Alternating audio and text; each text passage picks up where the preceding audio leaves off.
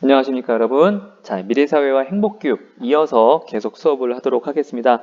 지난 시간 OT 관련된 자료는 참고해 주시고요. 기술 수업과 관련된 혹은 개인적으로 더 궁금한 내용들은 꼭 이 학습터 게시판을 통해서 올려주시면 좋을 것 같습니다. 미래사회와 행복교육, 왜 기술 수업에 기술이라는 단어는 한 번도 안 보이고 이런 사회, 도덕적인 이런 단어들만 보일까 생각하는데 사실 모든 교과와 우리가 살아가 있는 것들은 다 연결되어 있다고 생각하시면 될 것 같습니다. 가까운 미래 사회는 인공지능, 빅데이터, 5G 이런 걸 통해서 세상의 변화를 가져올 것이고요. 그런 변화 속에서 과연 나는 어떻게 살까? 우리 사회는, 우리 가정은 어떤 모습으로 변화할 것인데 그러면 결국 궁극적으로 그것이 안 좋은 모습, 부정적인 모습 그런 것이 아니라 사회 모두가 행복할 수 있는 방향으로 가려면 어떻게 해야 될까? 그렇다면 나는 어떻게 수업을 임해야 되고 어떤 것을 배워야 되고 무슨 태도로 사회에 나가야 될까에 대해서 얘기를 한다고 생각하시면 좋을 것 같습니다. 간단하게 영상을 몇 번 보면서 이야기를 계속 이어나가도록 하겠습니다. 2년 전이죠. 2년 전에 우리나라뿐만 아니라 전 세계적으로 기상 이후 기상 변화에 의해서 이상기후 현상에 의해서 태풍이 여러 번 들이닥쳤던 일들이 있었습니다. 고층 건물 위 타워 크레인은 팽이처럼 세차게 돌아가고 일부는 아예 밑으로 떨어집니다. 화물차가 힘없이 옆으로 넘어지는가 하면 넘어지는 화물차를 붙잡다가 사고를 당하기도 합니다. 태풍 소식을 전하는 취재 기자는 갑자기 몰아친 파도에 고꾸라집니다. 제13호 태풍 하토가 하토 말고도 홍콩과 중국을 강타한 하토 말고도 우리 미국 같은 경우는 어마라고 하는 태풍이 또 이 당시에 상륙을 해서 많은 피해를 입혔는데요. 위력을 지닌 허리케인 어마가 미 본토의 모습을 드러냈습니다. 해밍웨이 생가로 유명한 최남단 키웨스트를 시작으로 플로리다주 섬들의 거센 비바람이 몰아치고 있습니다. 최대 시속 209km의 강풍을 동반한 어마는 상륙 직전 위력이 4등급으로 한 단계 더 세졌습니다. 플로리다 서부 멕시코만 해안을 따라 북상할 것으로 예상되는데 키웨스트에서만 건물 17만 채의 전기 공급이 끊겼고 이 이름처럼 정말 어마어마한 태풍이었고 어마어마한 피해를 입히고 떠났습니다. 당시 이 어마라고 하는 태풍 외에도 호세, 카티아라고 하는 태풍들이 동시다발적으로 발생하여 전 세계 곳곳에 많은 아픔을 좀 주었고요. 우리나라도 마찬가지였습니다. 근데 사실 이런 것들의 가장 큰 주된 원인은 결론적으로 말씀드리면 바로 기상의 변화입니다. 바다가 따뜻해지고 남극과 북극의 얼음 녹고 이런 기상 변화에 의해서 발생하는 것들인데 이 기상 변화의 가장 첫 번째는 바로 화석연료라고 볼 수 있을 것 같습니다. 왜 화석연료일까요? 석탄, 석유 무엇이 문제일까요? 여러분 잘 알다시피 화석연료를 사용하게 되면 이산화탄소가 굉장히 많이 증가하죠. 우리 초등학교 때 배웠을 것 같은데 이산화탄소가 증가하게 되면은 지구가 이산화탄소라고 하는 이 보이지 않는 벽이 생겨서 태양의 에너지를 받아서 밖으로 뿜어내지 못해서 지구가 더워지는 지구온난화 현상이 발생하게 되고요. 이 지구온난화 현상은 결국 지금 오늘날 우리가 갖고 있는 이런 변화들, 기후변화를 가지고 오고 있습니다. 선생님이 올해만 하더라도 호주의 대형 산불, 작년부터 발생해서 몇 개월에 거쳐가지고 태운 그 호주 대형 산불, 엄청난 건조로 인해서 발생한 것들, 그 다음에 아프리카에서 지금 대형 메뚜기 떼에 의한 엄청난 피해들, 이런 것들 다 기후변화라고 볼 수 있을 것 같습니다.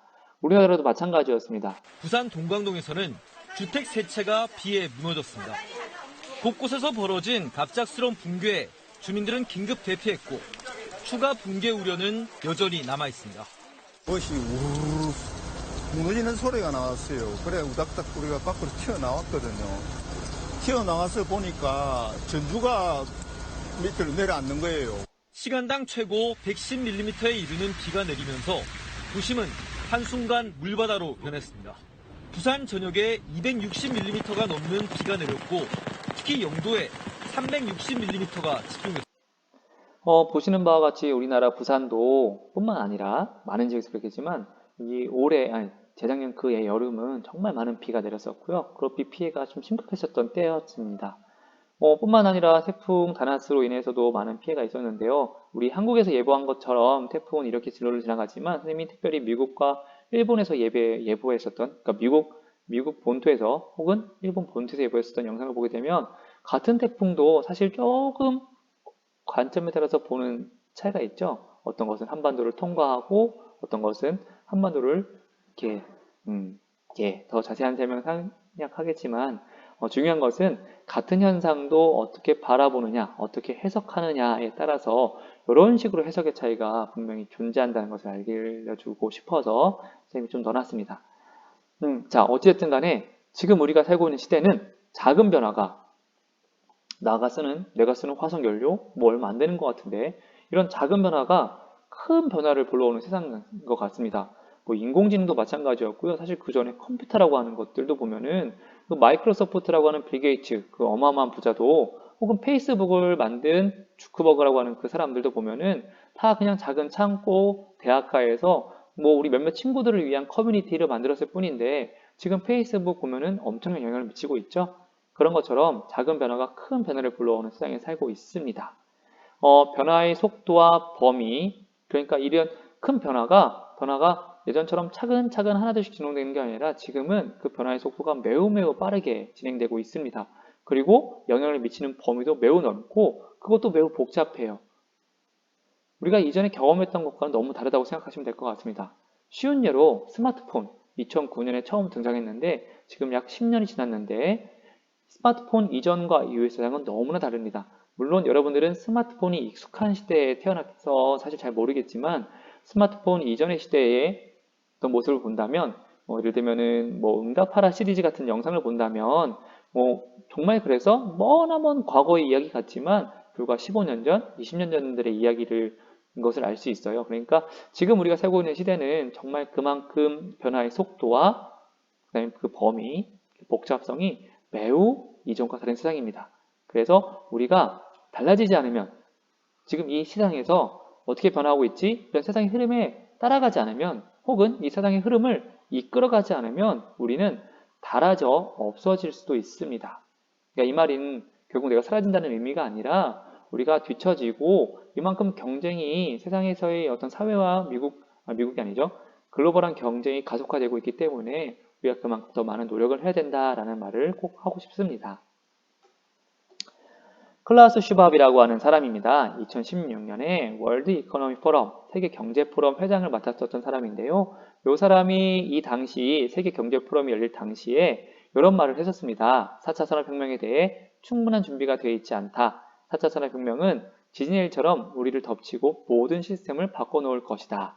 4차 산업혁명을 전 세계가 보고 있는 공식 석산에서 처음 말했다고 해요. 그래서 이 사람에 의해서 4차 산업혁명이라는 단어가 키워드가 돼가지고 지금 전 세계에서 대부분의 나라에서 사실 굉장히 많이 쓰이고 있지만 특별히 한국에서는 그 의미가 매우 강조되고 있습니다. 그 이유는즉슨 4차 산업혁명에 대한 준비가 많이 그렇죠?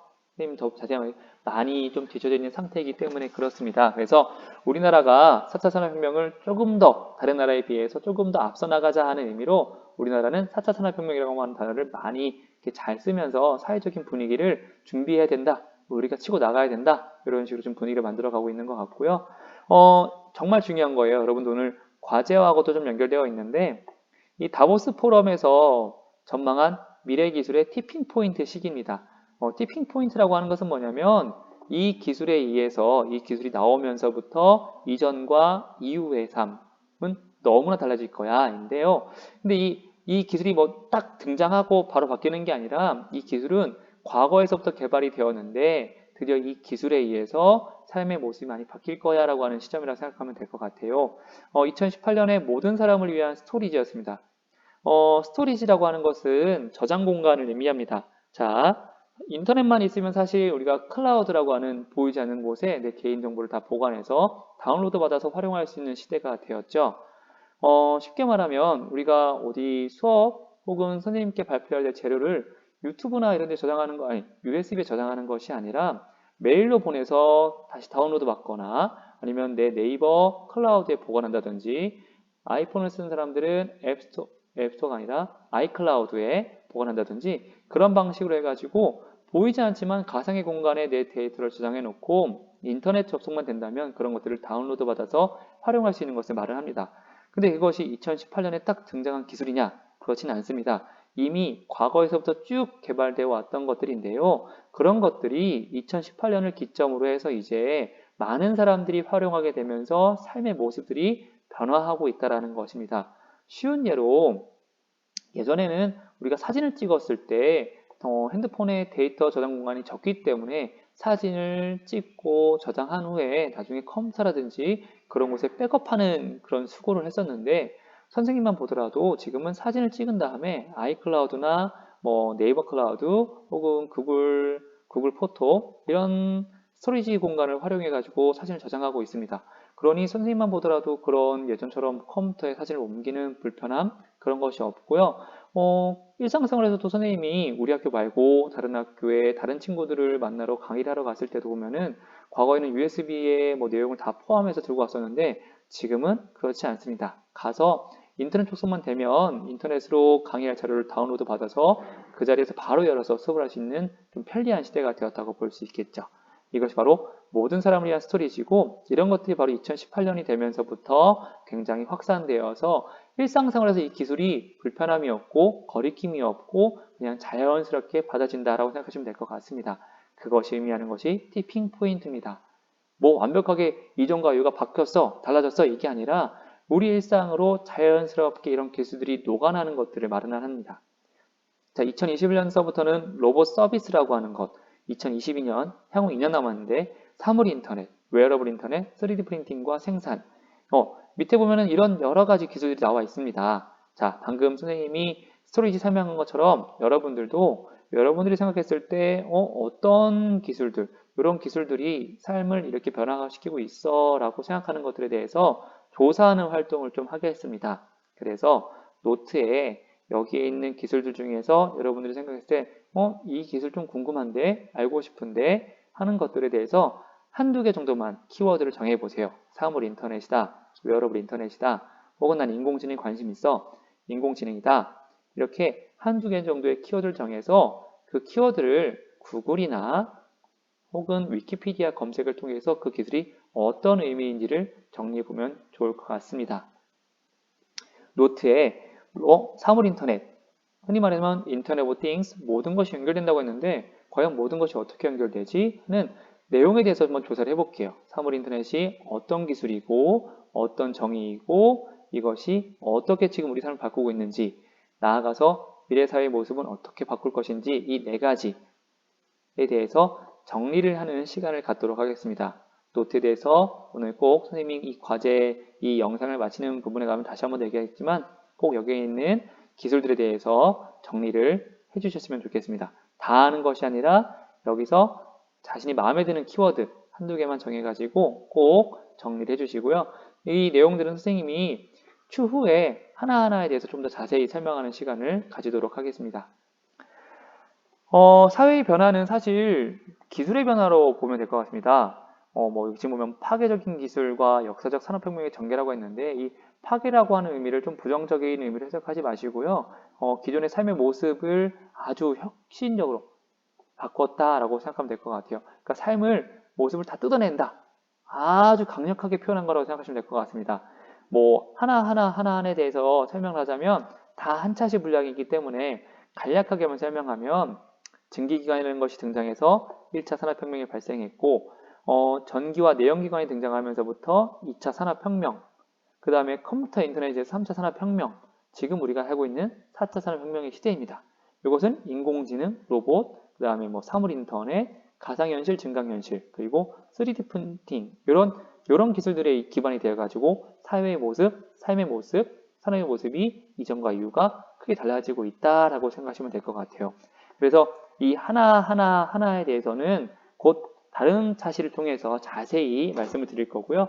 오늘은 그냥 이렇게 사회의 변화가 지금 매우 빨리 일어나고 있고 이렇게 이런 컴퓨터 인터넷, 전기 내연기관, 증기기관 이런 것들이 등장하면서부터 사회의 변화가 일어나고 있구나라고 생각하시면 좋을 것 같습니다. 인공지능에 의해서 달라지는 모습 한번 예측해 볼까요? 이름은 로스. 다른 인간 변호사 50명과 함께 파산 관련 업무를 맡고 있습니다. 로스가 하는 일은 수천 건의 관련 판례를 수집해 분석한 뒤 사건에 도움이 될 만한 내용을 골라내는 겁니다. 연관된 판례 구절을 보여주고 인간 변호사와 소통도 할 수 있습니다. 업무 속도는 경이롭습니다. 1초에 10억 장이 넘는 문서를 검토할 수 있습니다. And how it all works is a lawyer uses Ross, asks a question in legal, in natural language, and receives. 결국 변호사라고 하는 것은 사실 과거에는 직접 사람이 과거에 이런 비슷한 사례가 무엇이 있었지? 사람이 일일이 찾아가지고 이 사람을 옹호해주고 도와주기 위한 과거의 사례를 찾아서 거기에 맞춰서 이야기를 해주는 건데요. 지금은 이 로스라고 하는 인공지능 변호사가 직접 인터넷을 통해서, 인터넷에 보면 이미 다 정리되어 있겠죠. 과거에 어떤 사건들이 있었는데 이때는 이렇게 법을 해석했어. 이 해석에 따라서 누구는 잘못했고 누구는 잘못하지 않았어. 이런 식으로 이 정리되어 있는 이 데이터를 다 분석을 해서 유리하게 아니라 도움을 주는 거라고 생각하시면 될 것 같습니다. 그래서 이것을 로스가 혼자 쓰는 게 아니라 사람과 인간 변호사가 자신에게 필요한 데이터를 찾아야 되는데 그 데이터를 다 찾을 수 없기 때문에 인간 변호사가 로스를 활용해서 이런 비슷한 사건을 찾아줘 라고 하면 로스가 찾아서 인간 변호사에게 제공해주고 인간 변호사는 거기서 자신에게 유의미한 정보를 발견하고 이걸로 자신의 변호인을 돕는 거라고 생각하시면 되겠습니다. 물론 앞으로는 조금 더 달라질 것으로 생각합니다. 인간 변호사와의 소통보다는 인공지능 자체 스스로 모든 것을 좀 법률적으로 판단할 수 있는 모든 것을 찾고 거기에 적절한 대안을 제공할 정도의 단계로 갈 것 같은데요. 그 하나의 사례로 볼 수 있을 것 같습니다. 그런데 여기에는 의사가 아닌 무언가가 같이 참여합니다. 바로 인공지능 의료 프로그램 왓슨입니다. 입력된 환자의 정보를 분석해 의료진에게 치료 방법과 근거를 제시합니다. 지난달 대장암 수술을 받은 조태현 씨가 국내 첫 진료 환자입니다. 여러 선생님들하고 같이 의논해서 저랑 또 의논해서 결정을 하는 거기 때문에 그래서 제가 결정을 하게 됐습니다. 혼자 하는 게 아니기 때문에 이렇게. 왓슨은 환자의 정보를 입력받으면 성별과 나이, 진단명과 검사 결과를 토대로 환자 상태를 분석합니다. 이어 미국 종합암네트워크와 각종 의학 저널 등 방대한 자료를 바탕으로 환자에게 적합한 치료 방안을 선정합니다. 아울러 기존 질환과 약물이나 치료 금기 사유, 의약품 정보에 대한 근거를 확인하고 치료 순위를 결정하는데 이 과정은 몇 분 내에 이루어집니다. 의사들은 왓슨의 능력에 대체로 만족한다는 반응입니다. 그것을 한번 의견을 물었는데 저희 생각과 이제 거의 100% 일치하는 의견을 주었거든요. 모든 걸 많이 알고 있는 엑스퍼트 전문가뿐만 아니라 배우는 사람인 전임이라든지 또 전공의들도 많이 유용하게 쓸 거라 생각이 됩니다. 왓슨은 지난 2012년부터 이른바 레지던트 생활을 시작하면서 암 환자의 진료를 터득한 데 이어 지금도 계속 교육을 받고 있어 앞으로 정확도 역시 지속해서 높아질 것으로 보입니다. YTN 임상호입니다.